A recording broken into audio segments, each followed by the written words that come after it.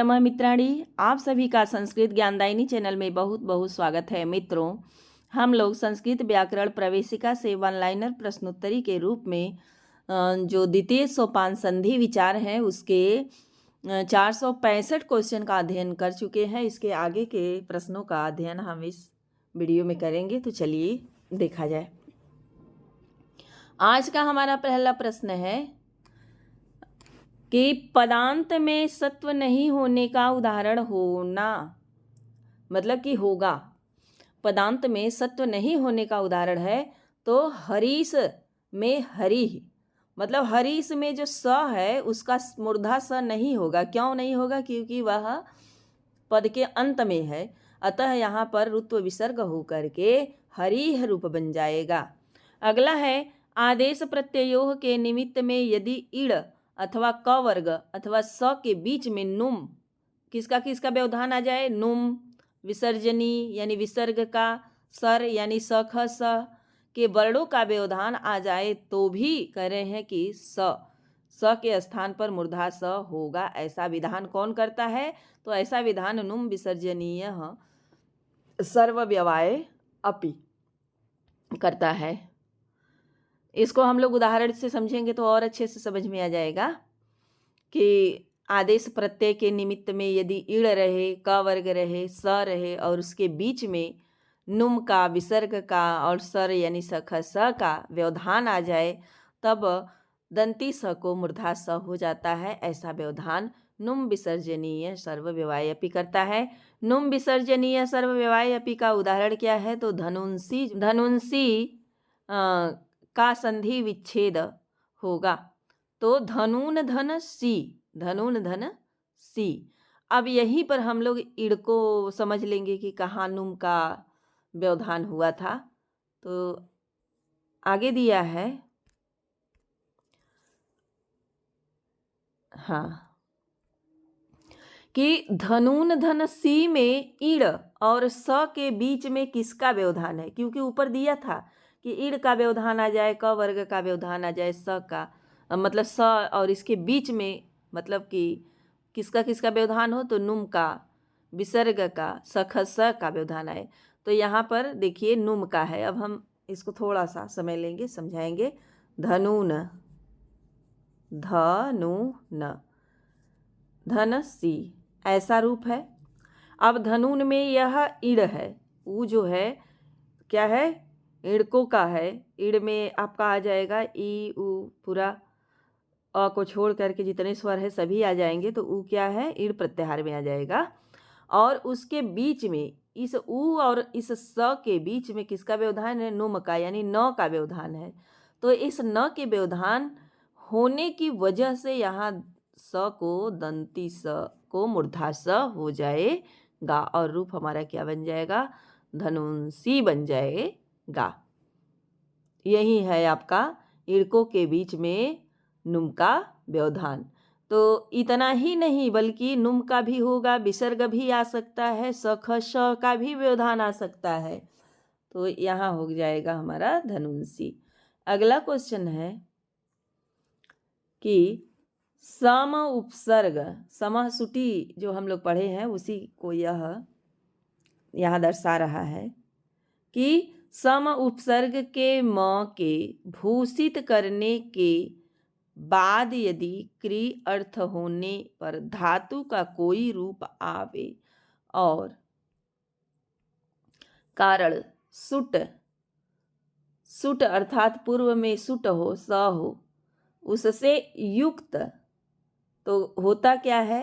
तो कह रहे हैं कि म के स्थान में आदेश होता है तो म के स्थान में रू आदेश हो जाता है। रू का जो है अनुबंध लोप करके र बचता है और क्री धातु का कोई रूप बाद में होने पर सम उपसर्ग के म को र किस सूत्र से होता है?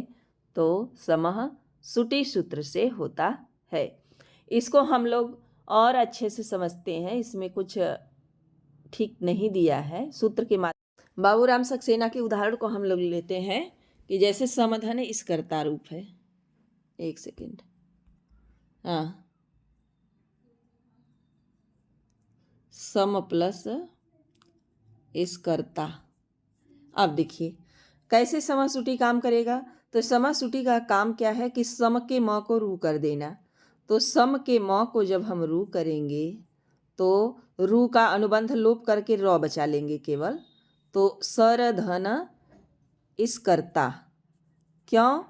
क्योंकि इस कर्ता का जो स है वह सुट का स है, माने कि कह दिया था समह सुटी कि सम को रू होता है सुट परे रहते, तो स बाद में है अतः सम के म को क्या हो गया, रू हो गया। इसके बाद एक सूत्र आता है कि अत्रानुनासिकः पूर्वस्य तुवा।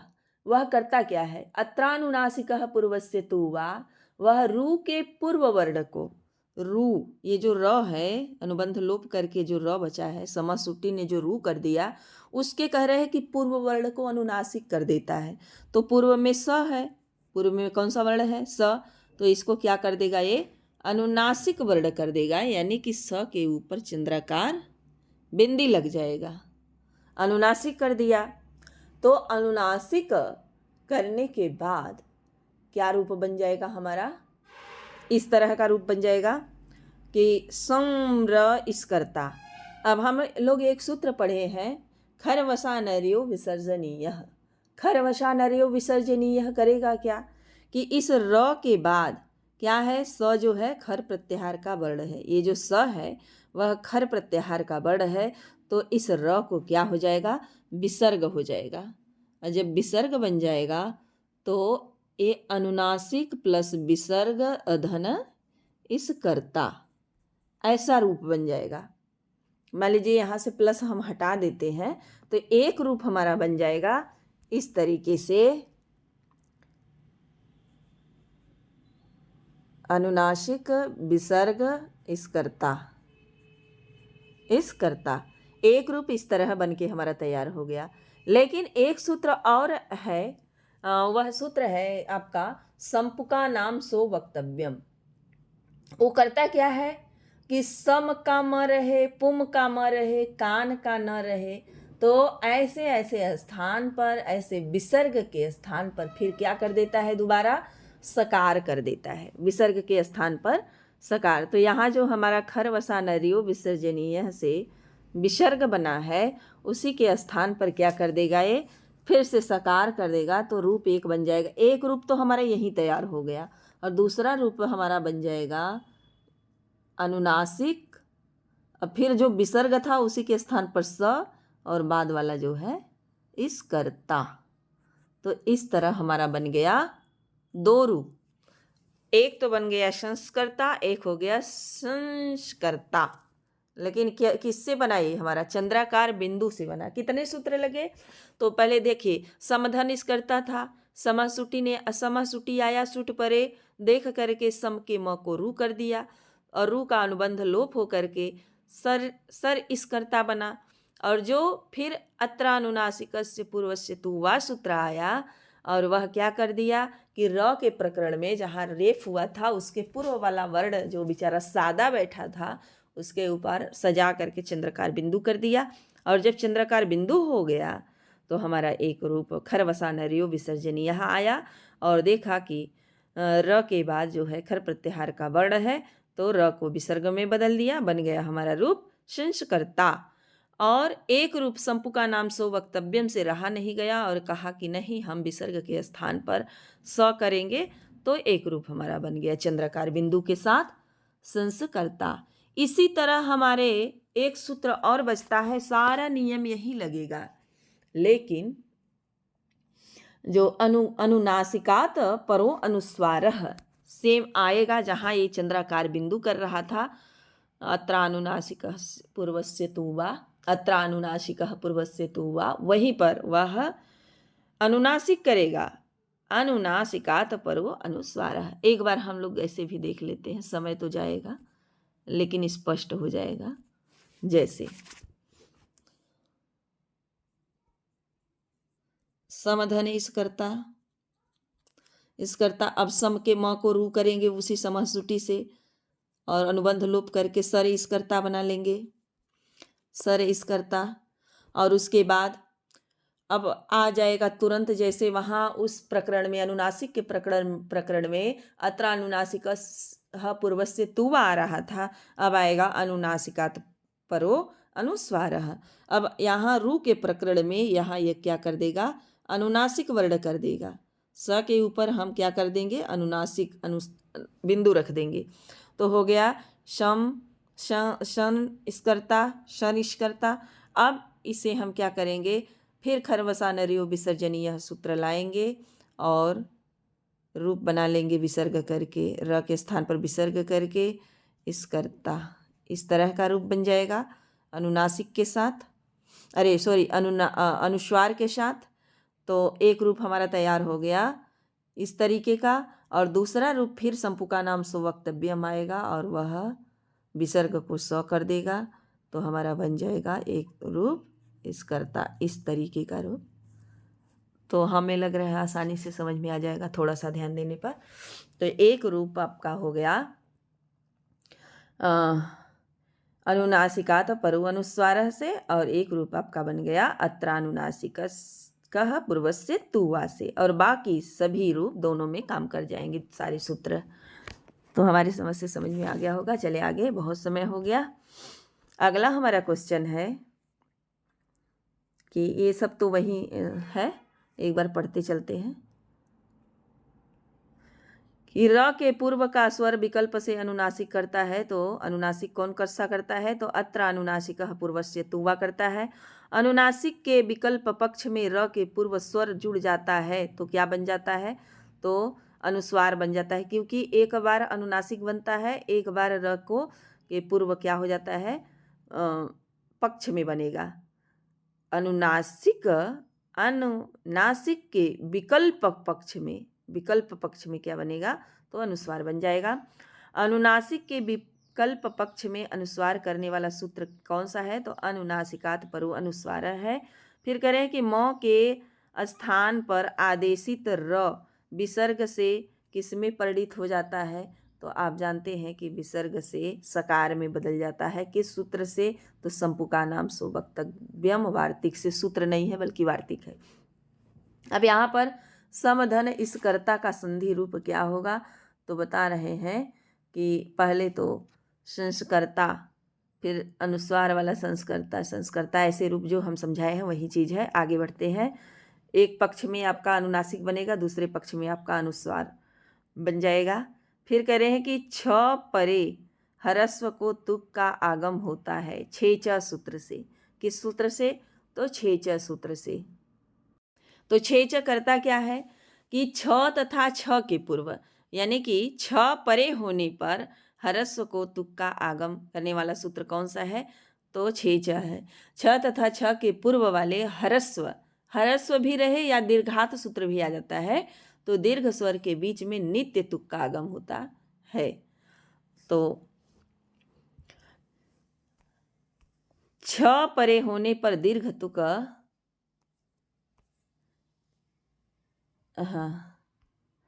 कि छ परे होने पर दीर्घ तुक को आगम करने वाला कौन सा सूत्र है, तो दीर्घ से दीर्घात हो जाएगा। दीर्घात सूत्र से दीर्घ तुक होगा। छ के बाद यदि दीर्घ कोई वर्ण आए तो दीर्घात से हो जाएगा। तुक आगम का त संधि हो करके परिणित हो जाता है, तो च इस चुत्व में बदल जाता है। कि पहले उदाहरण से हम लोग इसको बहुत अच्छे से समझ, जैसे शिव छाया का संधि रूप क्या होगा, तो शिव छाया। तो यहीं पर इसका तुकागम समझ लेते हैं कि पहले तो शिव में अ क्या है, हरस्व है। तो ये कह रहा था कि हरस्व और दीर्घ दोनों, तो शिव में अ आपका हरस्व अ है। कौन सा अ है, हरस्व अ है। और उसके बाद क्या आया है, छाया आया है, छ आ गया है। तो कह रहे हैं कि इसी के बीच में तुक का आगम होगा, और वह आगम कैसा होगा, तो नित्य होगा। तो तुक आगम होता है तो, और त के बाद में क्या है, छ है, तो हमारा संधि रूप इस चित्व का मिल जाएगा।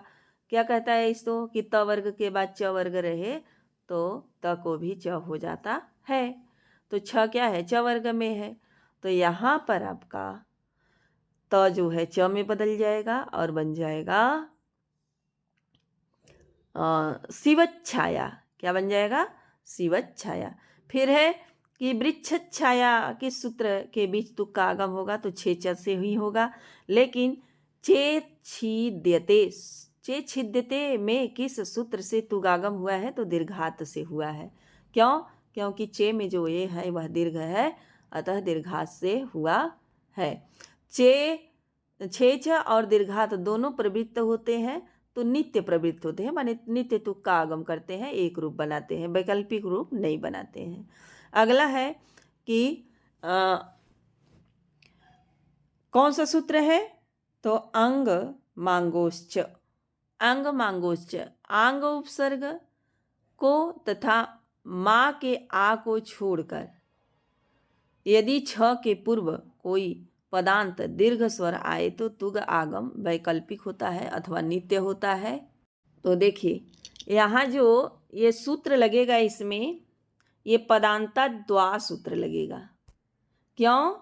क्योंकि यह आंग उपसर्ग तथा मांग के आ को छोड़ करके करता है, तो पदांता द्वा ये जो सूत्र है नीचे दिया, यही सूत्र इसमें हावी होगा।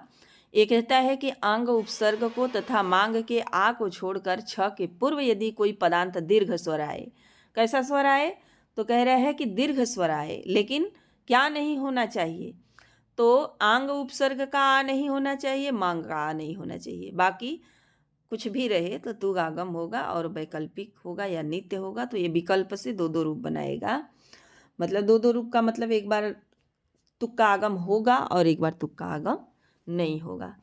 और कह रहे हैं कि पदांत दीर्घ स्वर को तुगागम करने वाला सूत्र कौन सा है, तो पदांता द्वा सूत्र है। अब हम लोग इसको उदाहरण के माध्यम से समझते हैं।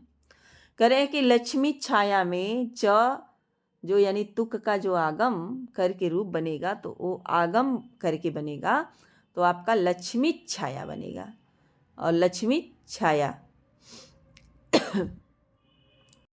तो क्या हो जाएगा, यह जो तुक का आगम होगा वह विकल्प से होगा, तुक आगम विकल्प से होगा, तो क्या बन जाएगा, लक्ष्मी छाया, ये विकल्प वैकल्पिक रूप बनेगा। और कह रहे तुग आगम के अभाव में यानी लक्ष्मी छाया में च का आगम नहीं होने पर क्या बनेगा, तो तुग आगम नहीं बनेगा, तो लक्ष्मी छाया ही बन जाएगा। कैसा रूप बन जाएगा, तो लक्ष्मी छाया मतलब उसमें च नहीं होगा। फिर करें लक्ष्मी छाया में तुक का आगम करके कैसा रूप बनेगा, तो तुग आगम करेंगे तो वैकल्पिक तुक का आगम होगा, तो लक्ष्मी छाया बनेगा। और फिर करें लक्ष्मी छाया में च का आगम जब नहीं होगा, तो नहीं होगा तो पक्ष में क्या बन जाएगा, लक्ष्मी छाया बन जाएगा। और छ के पूर्व अंग मांग का आ हो तब तुक का आगम जो होता है वैकल्पिक होता है अथवा नित्य होता है, तो वह तुक आगम नित्य होता है, वैकल्पिक नहीं होता है। क्यों नहीं होता है, क्योंकि इसमें आंग और मांग के आ को छुड़वा दिया था। क्यों छुड़वाया था, उसका रीजन रहा होगा, तो यही नित्य करने के लिए छुड़वाया था।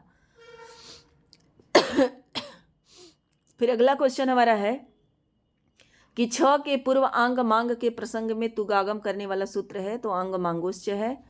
और फिर करें माँ छिद्दत का तुगागम के साथ संधि होगा, तो माँ छिद्दत ही हो जाएगा, माँ छिद्दत यह नित्य तुगागम हो जाएगा। आच्छादयति में भी तुगागम नित्य होगा, क्योंकि अंग और मांग का ये आ है। फिर आच्छादयति का संधि रूप क्यों गलत है, तो छ के पूर्व में आंग होने से छ का आगम नित्य होगा। क्यों, यहाँ नित्य आगम हो गया, तो कभी भी भाई देखिए जब नित्य तुक आगम करेगा तो जब भी आएगा आच्छादित तो आधा च के साथ ही आएगा, लेकिन यहाँ क्या है, च नहीं है, अतः यह क्या हो गया, गलत हो गया, क्योंकि पदांता द्वा सूत्र वैकल्पिक करेगा, न कि ये। अगला है कि पदांत स तथा सजुस शब्द के स के स्थान पर क्या हो जाता है, तो अच्छा ये विसर्ग संधि आ गया, तो इसको हम लोग आगे देखेंगे। मित्रों आज यहीं तक, इसके आगे का जो क्वेश्चन है मैं अगले वीडियो में लेकर के आऊँगी। यदि आप हमारे चैनल पर नए हैं तो चैनल को सब्सक्राइब कर लें, बेल आइकन को प्रेस कर लें, ताकि हम जो भी वीडियो अपलोड करें उसका नोटिफिकेशन आप तक पहुँचता रहे। धन्यवाद।